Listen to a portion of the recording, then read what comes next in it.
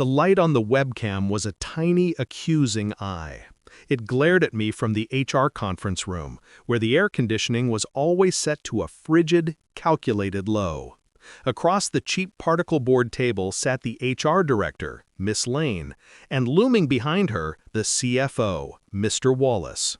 Wallace, the architect of this quiet, professional execution. "We need you to read this statement, clear and strong, for the record," Lane ordered, sliding a sheet of paper across the table. Her eyes were lifeless, rehearsed. "It's a standard admission of responsibility for undermining morale." The camera was already recording.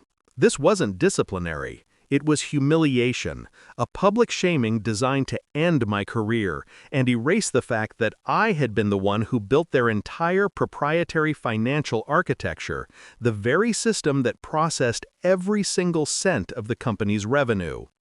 I picked up the script. The words were sterile, manipulative. "I take full responsibility. I apologize for my actions." I looked at Wallace. He didn't meet my gaze, preferring to stare at his polished shoe tips. The silence held the tension of a stretched wire. He had promised me partnership. He had sworn loyalty.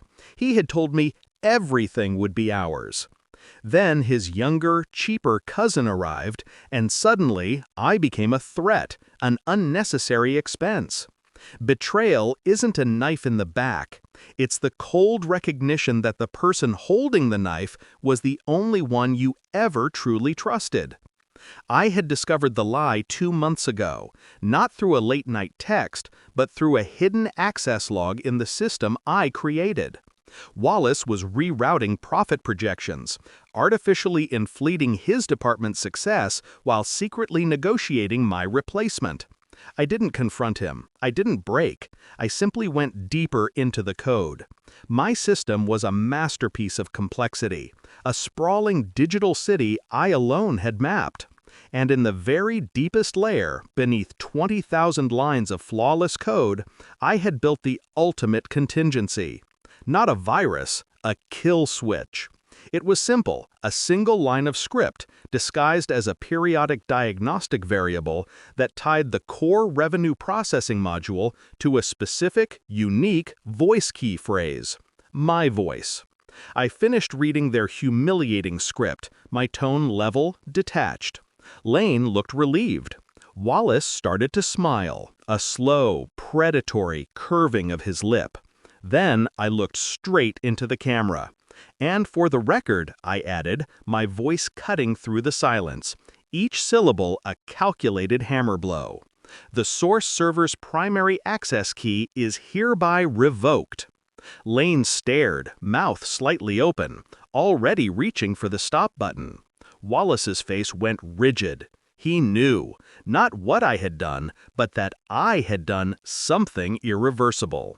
The meeting ended abruptly. I walked out, leaving the cold room, leaving the remnants of my loyalty scattered on the floor. I didn't look back. I was already home when the first desperate call came. I ignored it. I watched my personal laptop. At 7 a.m., the company's all-hands dashboard, displayed prominently on my secondary screen, went dark. The massive real-time revenue graph, the very lifeblood of the organization, blinked once. The screen simply read, "Connection lost." A private, muffled video call pinged my phone. Wallace and Sterling, the CEO, looked haggard, cornered. Wallace's voice was a ragged whisper, strained and frantic. "Who gave her the kill switch?" Sterling shook his head, looking directly at Wallace, the fury turning to horrifying realization.